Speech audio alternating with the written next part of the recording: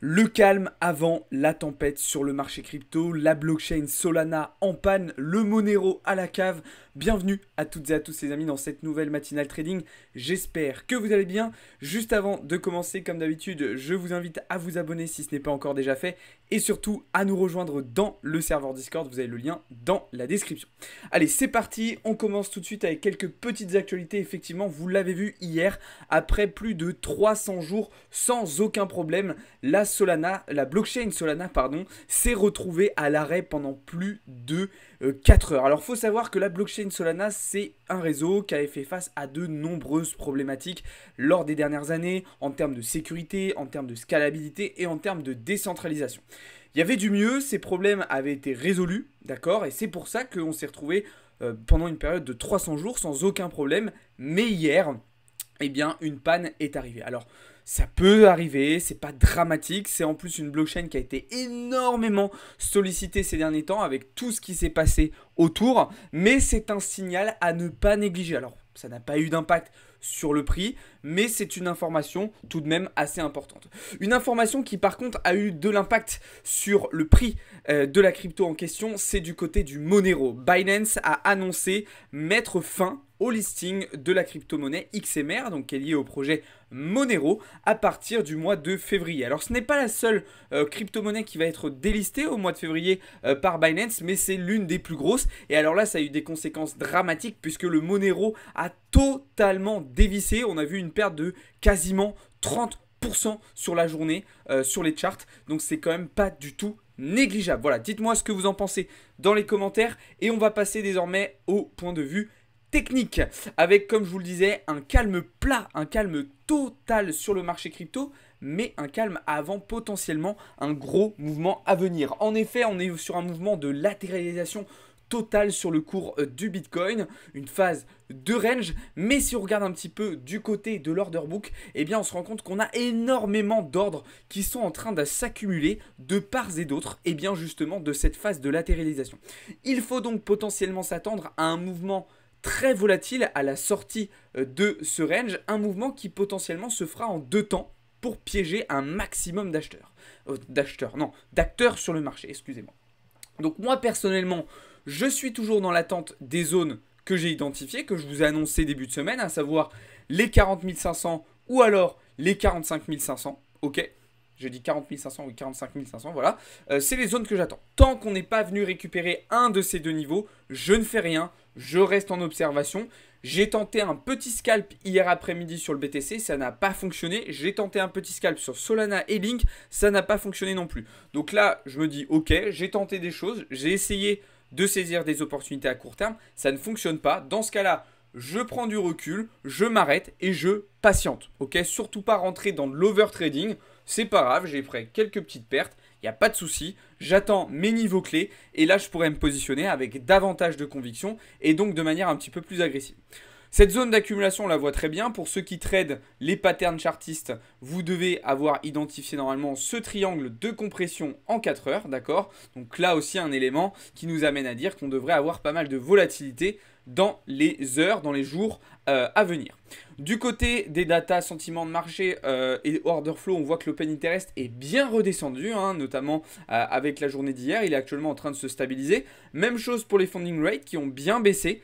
Et du côté des spots, c'est pareil, ça se stabilise. Donc en fait, ça nous montre bien qu'on a énormément d'indécision, énormément d'incertitude sur le marché. Et que là, tout le monde commence un petit peu à se regarder en se disant, bon, c'est quoi la suite? Qu'est-ce qu'on fait maintenant? Ok, donc raison de plus pour redoubler de vigilance actuellement sur le marché crypto.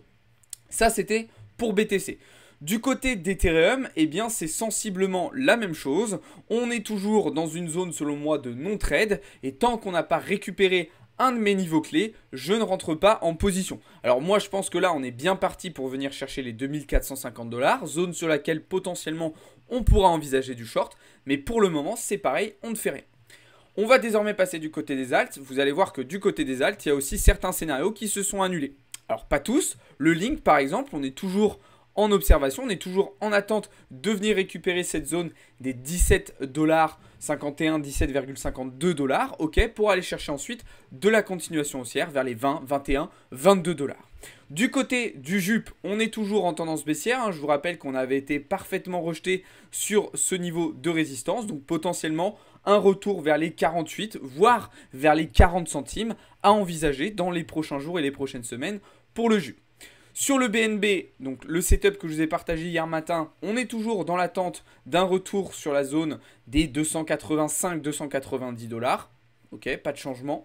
ADA qui est venu chercher notre prix d'entrée, mais malheureusement, pas de réaction sur la zone, donc on ne rentre pas en position. D'ailleurs, même chose sur ICP, qui n'a pas réussi à rebondir suffisamment sur ce niveau de support. Donc même chose, si on n'a pas de confirmation, si on n'a pas de conviction, si on n'a pas tous les éléments qui viennent appuyer notre scénario, alors on ne rentre pas en position. C'est très important de respecter son plan, même si le prix vient sur votre zone d'entrée. Si le plan n'est pas parfait, comme vous l'avez identifié, vous ne prenez pas la position.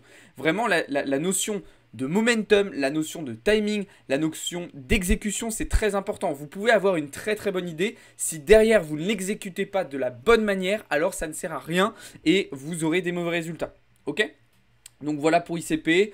Solana, Xai, PIS, on est toujours en attente, même chose. DYDX toujours légèrement haussier, AVAX toujours légèrement baissier. Il y a le Matic qui nous a fait une jolie petite chose hier en revenant chercher le prix d'entrée du trade de la semaine dernière et qui a directement reparti vers le bas, donc ça c'est plutôt pas mal.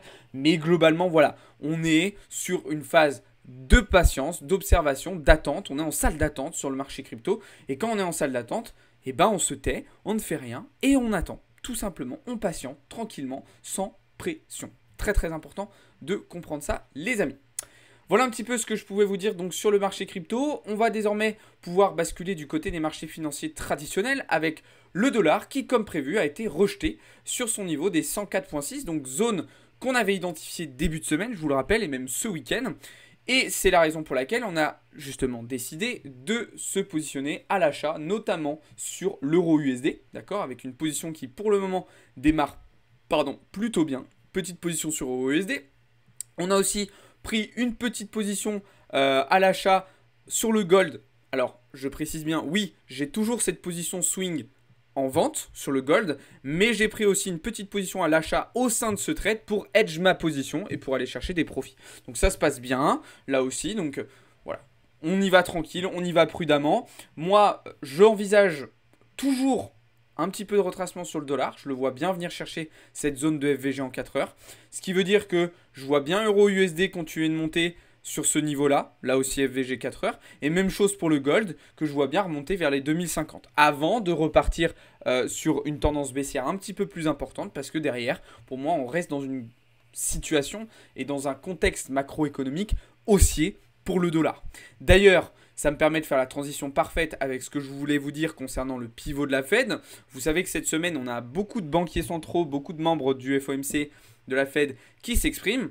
Et ils sont tous en train d'appuyer ce que Jérôme Powell nous a expliqué la semaine dernière, que c'était trop tôt pour envisager une baisse des taux, qu'ils n'avaient pas suffisamment de certitude sur le fait que l'inflation allait retourner à 2%. Et pour la plupart d'entre eux, voilà, le pivot de la Fed, ça ne sera pas au mois de mars, ce ne sera pas au mois de mai ni au mois de juin, mais potentiellement seulement à partir de septembre, voire novembre 2024. Donc seulement à partir du troisième trimestre de l'année 2024.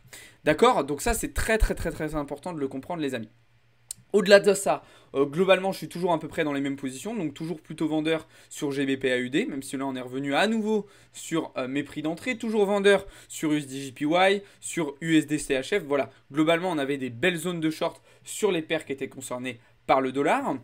Du côté du pétrole, ça fait un moment que je vous en ai pas parlé. Alors là, c'est pareil, il n'y a rien de nouveau. Ok, pétrole, vraiment observation. J'ai aucun setup qui me paraisse intéressant sur des grosses ou des petites unités de temps. D'un point de vue macro fonda, j'ai pas forcément de signaux qui me permettent d'envisager quelque chose de plus concret pour le moment. Donc on patiente. Quand on a des actifs comme ça qui ne sont pas intéressants, sur lesquels il ne se passe pas grand chose, c'est pas grave. On les met de côté, on reviendra les voir plus tard. En attendant, on va voir ailleurs. Ok ? Voilà, et donc pour finir sur les indices, j'ai repris une petite position short ce matin sur le FTSE, je vous l'ai annoncé tout à l'heure dans le serveur Discord, d'accord. On est revenu sur cette zone qui était pour moi une zone très importante, c'était quasiment la zone sur laquelle on s'était positionné, rappelez-vous, au mois de décembre. Là on est venu swept, et bien justement le high du début du mois de janvier, donc pour moi très beau setup pour se repositionner, et vous voyez que pour le moment ça réagit plutôt pas mal, donc c'est assez intéressant. Le DAX, lui, qui est reparti sur ces 17 000 $. Le CAC, plutôt solide aussi sur cette première moitié de semaine. Et sur les indices américains, pas de changement non plus. Alors, je me suis fait front run 2 fois d'affilée hier après-midi sur le Dow Jones. Comme vous le voyez actuellement à l'écran, je me suis fait front run 2 fois. Mais c'est pas grave, c'est ce que je vous disais tout à l'heure. Ça montre bien que voilà, il y a une vraie différence entre une idée et une exécution. Vous pouvez avoir une très très bonne idée. Si derrière votre exécution elle n'est pas parfaite, et bien malheureusement ça ne vous permettra pas de réaliser des profits intéressants. Ok, voilà un petit peu ce que je pouvais vous dire là-dessus. Donc pas de data macroéconomique très importante aujourd'hui. Encore une fois, ça va être surtout les banquiers centraux qui vont s'exprimer. Le VIX qui est toujours très très bas. Toujours autant de sérénité, très peu de stress sur les marchés actuellement. Et puis donc voilà. Dernière petite info que je voulais vous montrer, que je voulais vous partager ce matin, c'était concernant les marchés de la tech, le marché de la tech et notamment les grosses capitalisations de la tech. Regardez les performances d'NVIDIA. Sur les 10 dernières années, on a une valorisation de l'entreprise qui a été multipliée par 184. C'est absolument du délire.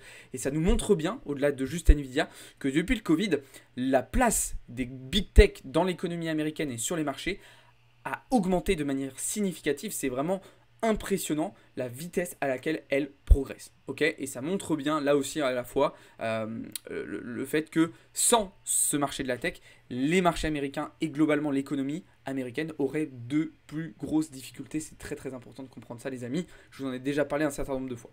Si vous voulez venir voir tout ça en détail et de manière un petit peu plus approfondie, de toute façon comme d'habitude je vous invite à venir voir ça dans le serveur Discord. Nous on se retrouve cet après-midi à partir de 15h15 pour la session trading du jour. 18h vous aurez un live avec Théo qui reviendra sur les actualités de cette première partie de semaine.